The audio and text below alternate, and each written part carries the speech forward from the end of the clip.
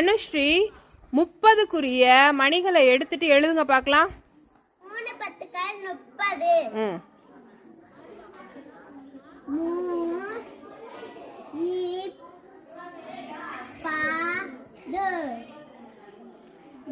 30. Super.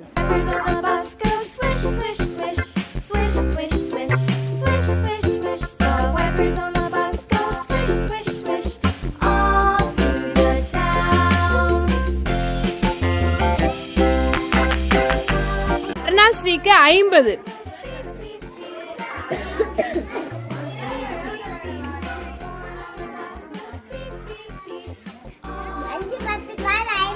சூப்பர்டா.